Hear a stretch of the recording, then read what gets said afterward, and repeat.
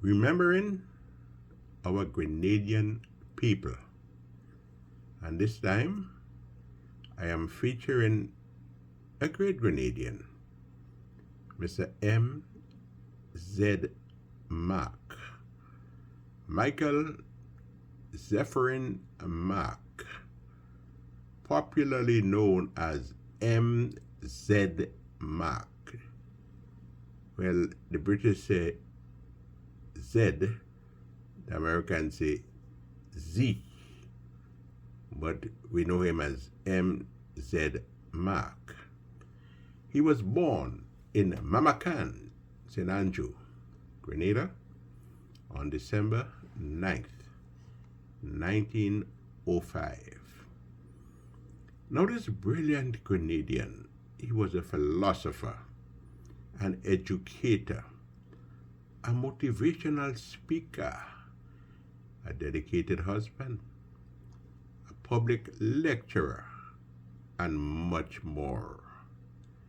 Well, he had such a positive influence on people in Grenada and elsewhere that we have a duty to remember him, let our children know about him, and our grandchildren also, and all those who come after, and lift his name high so the world will know about his accomplishments.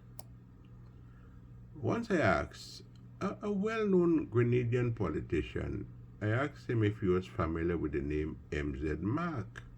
Well, he looked puzzled, and then he told me it was the very first time he heard the name.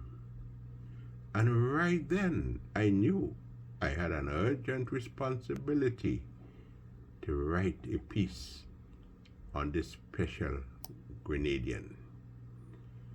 We religiously acknowledge the good that people in various countries do. So we must not let those who have lived exemplary lives among us fall into the historical dustbin. Let us lift them up high.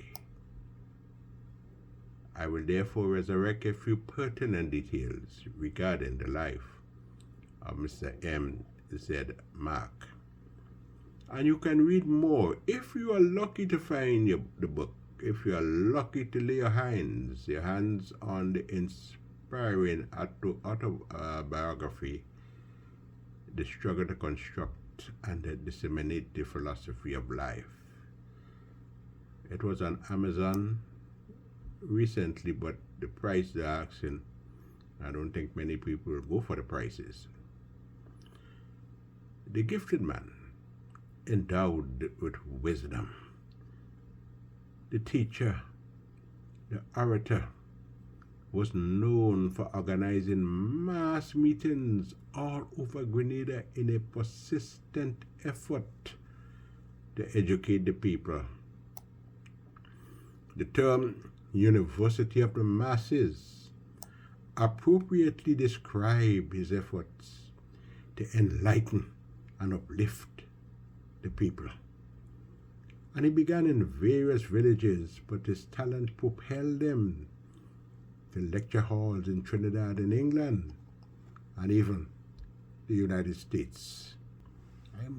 I must mention, he spoke at Harvard University, the Choate School of Connecticut, and Springfield College in Massachusetts. He was invited to speak there on different occasions. And he was often a keynote speaker at events staged by Grenadian and West Indian organizations in New York. I remember him uttering the profound words, "Life is an adventure, and sometimes the adventure turns out to be great or outstanding." He did great things worthy of mention. In fact, Mr. M.Z. Mark's adventure surpassed outstanding. He credited persistent preparation, strong faith, hard practice, and unyielding dedication for his success. This emanated from a man who had to get up early in the morning and walk miles to look after animals and the garden, and then made it to school before the morning bell sounded. At the age of 18, Mr. M.Z. Mark became the youngest headmaster at the Munich Catholic School. The year was 1923. He served as principal at various other schools, including Granroy Government School in the parish of St. John, as well as Dover Model School in Carriacou. He was the Grenada Inspector of Schools in 1956, and he acted as education officer on various occasions between 1958 and 1960. But it was his motivational lectures that marked his career.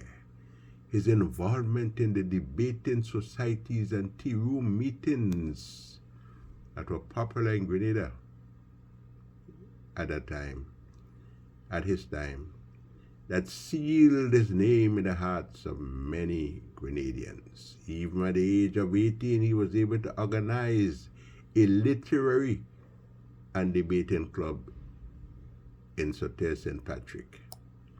I'm glad when I see the young students in Grenada involved in debate today. It strengthens their mind and their intellect, the power of reasoning. We need that. Mr. M.Z. Mark journeyed to Trinidad, and he lectured to groups and civic clubs in Port of Spain, in Arima, San Fernando, and other places. He also gave an address one time over Radio Trinidad at a time when many Trinidadians were not too kindly disposed to Grenadians. He broke that barrier, helped, of course. On February 16, 1938, there was a huge public debating session held in Guave, St. John. The St. John's Literary League and the Birch Grove Literary League opened the session. A large crowd was in attendance. The debate was chaired by Mr. G.A. Glean, a resident of Guave, who played a key role in the civic and the cultural life in Guave during that time. Well, not everybody was pleased. You see, let me tell you something about us as a people. Yeah? When you do great things and when you become popular, boy, some people don't like that at all. Not everyone was pleased with the lectures of Mr. M.Z. Mark. The lectures he was giving in the churches, in the schools, on the streets, in estate boucans and marketplaces in Grenada. There were individuals who were not delighted at all with his address to the Mothers Union, the YWCA, Young Women Christian Association, and the Sisters of the Convent. They did not appreciate the influence he was wielding over the large crowd he was attracting. You know, the government of Grenada placed a ban on the man in 1957. The education officer, it was alleged, prevailed on the administrator, a man called Mr. J.M. Lloyd, to put a stop to his public lectures. He was not even allowed to speak in a Sunday school class. A ban, imagine this, a ban was placed on a man who was going about the country telling young people, young men especially, to stop their laziness, support their children, respect the elders, become good citizens, and to put butter before rum and stop gambling. Mr. Mark noted, unfortunately, neither the educational officer of Grenada nor the administrator seemed to see anything good or worthwhile about my public lectures. And he stressed, he emphasized, how quickly did those supposedly powerful officials, they cower and succumbed when a certain political leader took up the challenge in the name of truth and of justice. You know who that political leader was? Mr. Eric M. Gary, who later became the Prime Minister of Grenada. Mr. Gary attacked the ban at a meeting held in the Market Square in St. George's. Others included the barrister at law, Mr. George Klein, spoke out against the action until the administrator lifted the ban. Man, how you could lift a ban? A man telling young people to be respectful, etc. Going all over the country, speaking to the young. And you banning that man because he's doing that, all because you think he is gaining too much influence. Now, at that particular meeting I will speak about in the Market Square, Mr. MZ Mark, he spoke to a large crowd, and the topic was, am I my brother's keeper? The River Sally Choir, there was a River Sally Choir, and they sang Faith of Our Fathers. Mr. Jerome McBannett sang the song, Were You There When They Crucified My Lord? The government band was there to play. Mr. Mark appreciated his friendship with the famed and often feared headmaster J.W. Fletcher, headmaster of St. George's Catholic Boys School. Mr. J.W. Fletcher, man, strict disciplinarian. And Mr. Mark often recollected the occasion that he walked 10 miles or so from the country to St. George's with Mr. Fletcher, and how he picked Mr. Fletcher's brain to gain knowledge and information on the subject of geography. And when they parted on Church Street, Mr. Mark said he was a brighter man. Now, walking 10 miles, how many people would be prepared to do that today? I see children taking a bus from Melville Street up to Presentation Brothers College area, St. Joseph Convent. But on Carnival Day, as Lord Kitchener would say in his song, they walk 1,000 miles. Yes, and Mr. Mark spoke of his close relation with Uncle Joe Gibbs. Who remembers Uncle Joe Gibbs? And he was the father of Dr. Hilda Bino, who became a governor of Grenada. He loved to recall the inspiration he gained from a man called Mr. John Harbin, who was once an inspector of schools. We have to remember these names, you know. The Americans and the Chinese, boy, if I fly past, they document it. He was fond of pointing to an incident that took place in Victoria. And listen carefully, yeah? He was scheduled. Well, the British said, they confuse us, you know, these words, you know. Route and schedule and schedule, you know.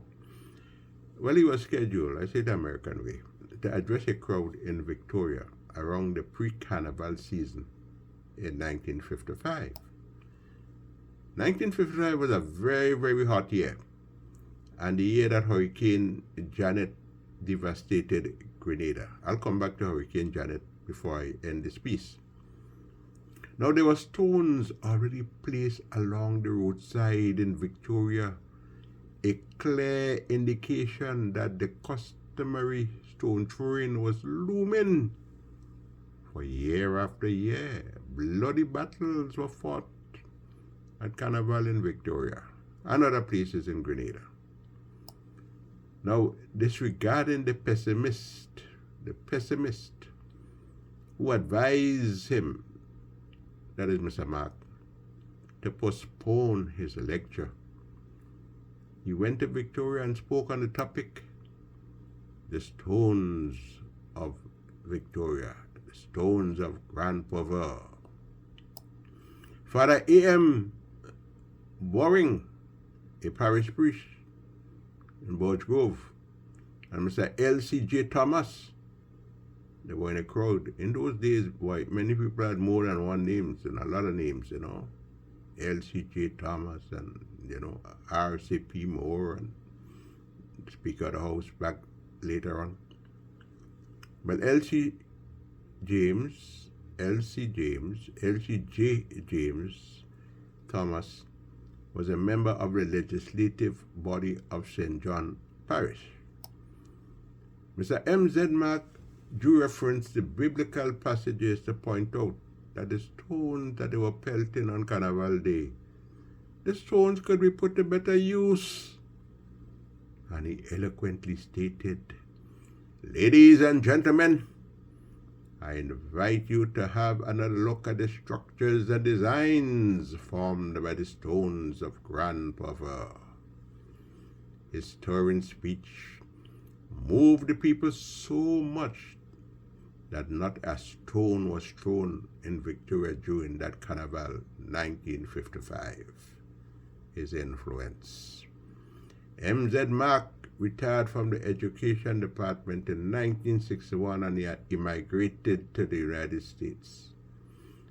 He's no longer with us. Rest in peace. And when he lived, he often referred to the people who remember the Tea Party debates, and the public lectures in the Duluth Theater. I stood right in front of that old building that was the theater, and I spoke of M.Z. Mark a few years ago. But the lectures took place in other places also. And he spoke on the topics that as putting butter before grum. Come and make yourself a cross bearer. And inspiring words as, where there is no vision, the people perish. You know, the present generation of Grenadians would do well to embrace the wisdom of this outstanding son of the soil, Mr. M.Z. Mark. And I did promise to go back to his book and a reference to Hurricane Janet on page 173. A few years after my arrival in New York, in 1955, a severe storm struck Grenada. Damage to property and crops was very extensive, and massive quantities of food, clothing, and building material had to be quickly collected by the various organizations as well as individuals and their families and shipped to Grenada by the earliest possible means to assist in relieving the situation. That's Mr. Mark, I personally collected huge quantities of food and clothing from the colleges, from schools, from the stores, and had them packed by members of the various organizations and ready for shipment. The Dutch ship Hosilia, spelled Hersilia, which was scheduled to sail to Grenada in mid-February, just about the time my scholarship at Teachers College was due to come to a close. kindly consented to drop the packages in Grenada for me, free of any charge whatsoever. They did that. The voyage took nearly 2 weeks, and the ship, having called on, made a stop at Haiti, Santo Domingo, and several ports in Venezuela and Trinidad. After making those stops, it eventually reached Grenada. By the time the Auxilia got to Grenada, the emergency had eased a bit, greatly eased. The large quantity of clothing which the packages contained were, however, welcome. So you see, the party played in getting food and clothing, etc., to Grenada after Hurricane Janet struck in 1955. And one thing I want to say, some people, I don't know how they'll take it, but we mustn't curse America. You might want to curse the leadership sometimes, but when there is a hurricane, when there is a disaster, you could always count on the people in the United States to help. Remember that. Anthony Wendell, the Riggs, remembering a great Grenadian, Mr. M.Z. Mark, who helped in various ways. God bless, God bless, God bless.